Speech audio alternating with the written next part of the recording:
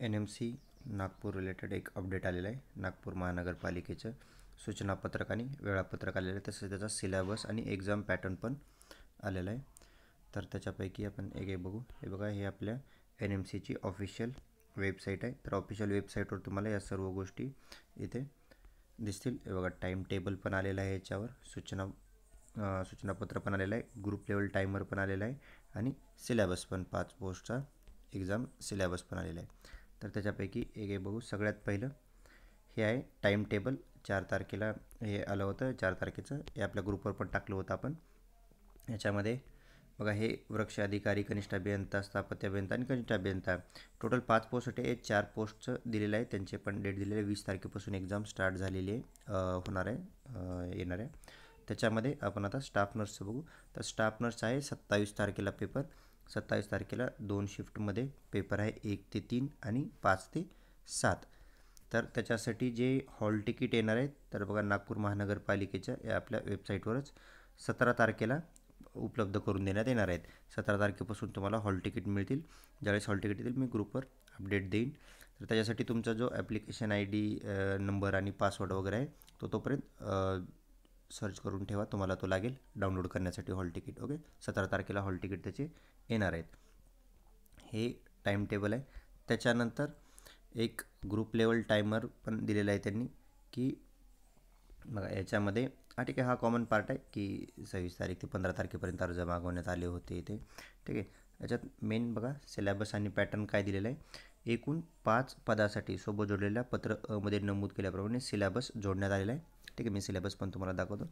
Online परीक्षेसाठी मराठी, इंग्रजी, सामान्य ज्ञान, बौद्धिक चाचणी, तांत्रिक ज्ञान. तांत्रिक ज्ञान म्हणजे तुमचं टेक्निकल, तुमचा जो सब्जेक्ट आहे. आता आपलं नर्सिंग रिलेटेड असेल तर नर्सिंगचं, व पदाशी संबंधित वस्तुनिष्ठ बहुपर्यायी प्रश्न असतील.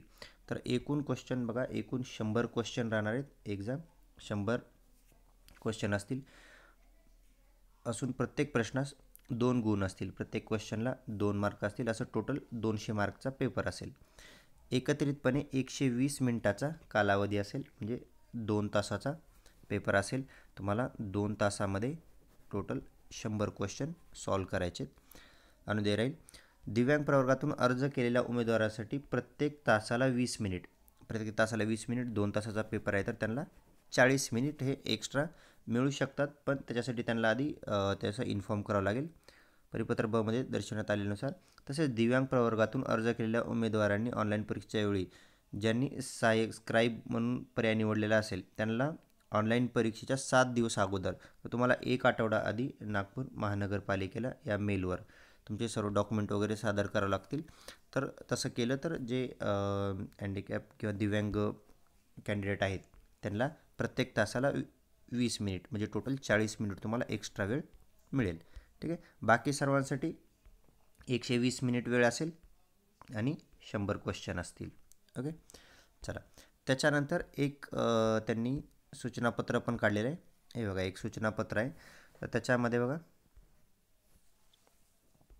हे कनिष्ठ अभियंता त्यांच्यासाठी पण तेच आहे.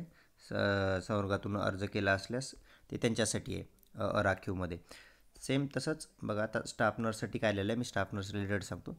जाहिरातीमध्ये नर्स परिचारिका GNMमध्ये अनुसूचित जाती तसेच इमाव प्रवर्गाचे पद उपलब्ध नाही. कॅटेगरीमध्ये तिथे वॅकेन्सी नव्हती. तरीही काही उमेदवारांनी अनुसूचित जाती तसेच इमाव संवर्गात अर्ज भरल्याचे दिसून येते. कॅटेगरीमध्ये वॅकेन्सी नसून पण त्यांनी कॅटेगरीमधून फॉर्म भरलेला आहे. तर परंतु या संवर्गात अराखीव प्रवर्गातील पदे असल्याने सदर उमेदवारांना अराखीव पदासाठीचे निकष लावून, म्हणजेच अर्ज भरावयाच्या शेवटच्या दिनांकास असलेले वय गृहीत धरून अराखीव पदासाठी अर्ज स्वीकृत करण्यात येईल.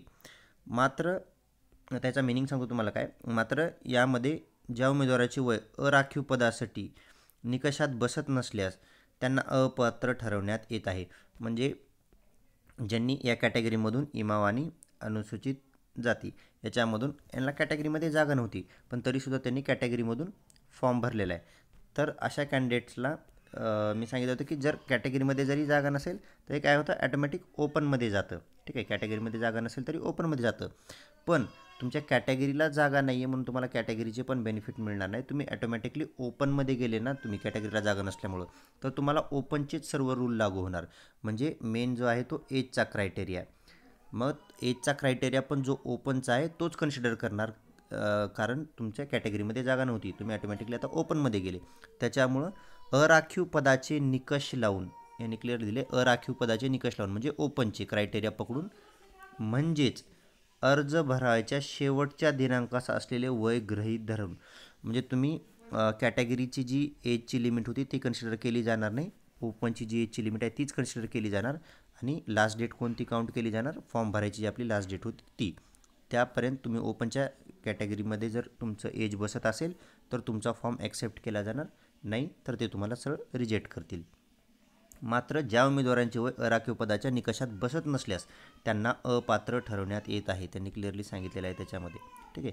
तसेच भविष्यात कुठल्याही कारणास्तव कोणत्याही परिस्थितीत उमेदवाराकडून प्राप्त होणाऱ्या अर्जावर कार्यवाही करण्यात येणार नाही. म्हणजे भविष्यात जर तुम्ही काही त्याच्यावर कंप्लेंट वगैरे पण केली तरी ती ॲक्सेप्ट केली जाणार नाही. तरी उमेदवाराकडून याबाबत निवेदन प्राप्त झाल्यास यावर कोणतीही कारवाई न करता परस्पर दप्तर दाखल करण्यात येईल, म्हणजे ते रिजेक्ट केली जाईल सरळ. याची गांभीर्याने संबंधित उमेदवारांनी नोंद घ्यावी. ठीक आहे. हे आहे फक्त ज्यांनी कॅटेगरीतून अप्लाय केलं होतं त्यांच्यासाठी, इमाव आणि अनुसूचित जाती ह्या 2 कॅटेगरीसाठी. ओके, चला. त्याच्यानंतर आता सिलॅबस बघा, त्यांनी सिलॅबस दिलेला आहे, 5ही पोस्टसाठी दिलेला आहे. आता आपण बाकी पोस्ट जे आहेत ते बघू शकतात. आपण नर्सिंगचा बघू. याच्यामध्ये ज्युनियर इंजिनियरचा आहे हा.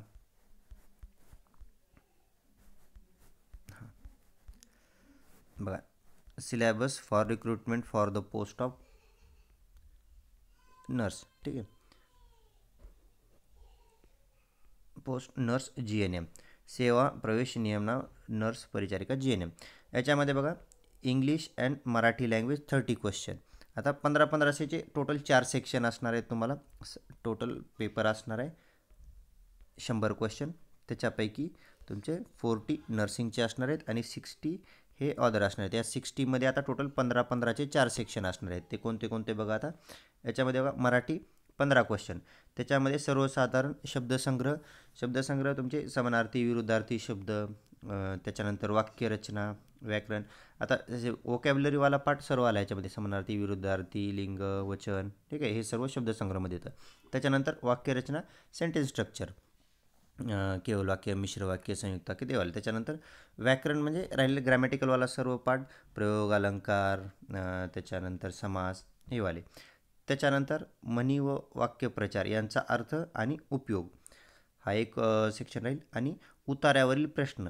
ठीक आहे, TCSचा हा एक पॅटर्न आहे आता जो या एक्झाममध्ये तुम्हाला बघायला मिळेल. एक कॉम्प्रहेन्शनवाला पार्ट आहे. उतार्यावरील प्रश्न म्हणजे तुम्हाला एक पॅसेज दिला असेल आणि त्या पॅसेजवर तुम्हाला खाली क्वेश्चन विचारले असतील, तर तुम्हाला हे पॅसेज बघून त्याचे उत्तर द्यायचे आहेत खाली. ठीक आहे, तो वाला पार्ट. असं टोटल 15 क्वेश्चन असतील मराठीवर. त्याच्यानंतर इंग्लिशमध्ये पण बघा, सेम जनरल वोकॅब्युलरीमध्ये same synonym, antonyms, idioms, phrase, ते सर्व त्यात जनरल वोकॅब्युलरीला पार्ट. ठीक आहे. सेंटेन्स स्ट्रक्चर याच्यामध्ये पण तेच आहे. सेंटेन्स स्ट्रक्चरमध्ये कॉम्प्लेक्स सेंटेन्स, कंपाऊंड सेंटेन्स ते. त्याच्यानंतर ग्रॅमॅटिकलमध्ये voice, speech, degree, tense, tag, हे वाले. त्याच्यानंतर idioms and phrases, meaning and use, त्यांचा यूज इडियम्स अँड फ्रेजचा. त्याच्यानंतर कॉम्प्रिहेन्शनवाला पार्ट सेम जो मराठीमध्ये पण मी तुम्हाला सांगितला होता आत्ताच, तो वालाच पार्ट, हा वाला उतार्यावरील प्रश्न, तोच कॉम्प्रिहेन्शन इथे पण आहे. तुम्हाला पॅरेग्राफ असेल आणि त्याच्यावरचे खाली क्वेश्चन विचारले असतील तर ते आन्सर द्यायचे. त्याच्यानंतर इंटेलेक्च्युअल टेस्ट, याच्यामध्ये जनरल इंटेलिजन्स अँड असेसमेंट, याच्यामध्ये लॉजिक बेस्ड क्वेश्चन, म्हणजे आपलं बुद्धिमत्ता आणि गणित हे दोन्ही पार्ट, अरिथमॅटिक बेस्ड क्वेश्चन असतील. आता हे सर्व टॉपिक इम्पॉर्टंट मराठीचे असतील, इंग्लिशचे, आणि हे मी ऑलरेडी क्लासेसमध्ये पण सांगितलेले आहेत तुम्हाला. तर ते वालेच टॉपिक आहेत, फक्त ह्यांनी एकत्रच दिले, अरिथमॅटिक बेस्ड, लॉजिकल बेस्ड, म्हणजे बुद्धिमत्तेचे वगैरे. ठीक आहे. आता याच्यामध्ये हे येणार आपलं सिरीज येईल, त्याच्यामध्ये नंबर सिरीज येईल, अल्फाबेट, कोडिंग, डिकोडिंग, त्याच्यानंतर पर्सेंटेज, प्रॉफिट लॉस, त्याच्यानंतर आपले ट्रेन, पाणी, नळ, हे वाले क्वेश्चन. ठीक आहे. चला, त्याच्यानंतर जनरल नॉलेज त्याच्यावर पण 15 question. History of modern India त्याच्यामध्ये त्याच्यानंतर geography of India, Indian economy, structure, organisation, function of village administration, त्याच्यानंतर social reform, current affair, Indian relation with neighbour countries, agriculture and rural development, geographic, social history, climate. आता बघा याच्यामध्ये हा वाला 15वाला जो section आहे ना, हा खूप वास्ट सेक्शन आहे. सगळ्यात पहिलं तुम्ही फोकस ह्या वरच्या 3 सेक्शनवर करा. हे फिक्स टॉपिक आहे, त्याच्या पॅटर्न TCSचा फिक्स असतो, फिक्स क्वेश्चन असतात, मी वारंवार सांगितलेलं आहे. पेपर ऑलमोस्ट फिक्स असतो त्यांचा, तसेच क्वेश्चन रिपीट पडतात. तर मी ऑलरेडी हे इम्पॉर्टंट टॉपिक्स वगैरे सांगितलेले त्याच्या आधी पण, तर ते आधी कव्हर करा. त्याच्यानंतर या 15च्या सेक्शनमध्ये हा खूप वास्ट सिलेबस आहे. तर तुम्ही एक करंट अफेअरसाठी एक करंट अफेअरवालं कोणतंही तुम्हाला मार्केटमध्ये बघून मिळेल. एक करंट अफेअरवालं लास्ट 1 इयरचं फक्त सफिशियंट आहे. लास्ट 1 इयरचं एक करंट अफेअर घ्या कोणतंही. त्याच्यानंतर याच्यामध्ये बघा त्यांनी स्पेसिफिक नागपूर महानगरपालिका रिलेटेड, तर नागपूर पालिका रिलेटेड एखादं थोडी इन्फॉर्मेशन तुम्ही रीड करा, त्याच्यावर एखादा क्वेश्चन येऊ शकतो. ओके, हे झालं 15चा सेक्शन. त्याच्यानंतर राहिलं हा 4Tचा आपला नर्सिंगवाला सेक्शन. आता टेक्निकलवाला डोमेन म्हणजे आपलं नर्सिंगचा सेक्शन.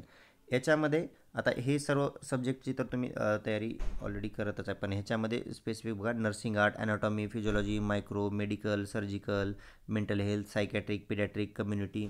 तर याच्यामध्ये जे छोटेवाले सब्जेक्ट आहेत त्याच्यामध्ये समजा मायक्रो वगैरे असेल त्याच्यावर जास्त क्वेश्चन येणार नाहीत. जे मोठे सब्जेक्ट आहेत समजा मेडिकल, सर्जिकल असेल, mental health, psychiatric, midwifery, gynaec, याच्यावर जास्त क्वेश्चन येतील.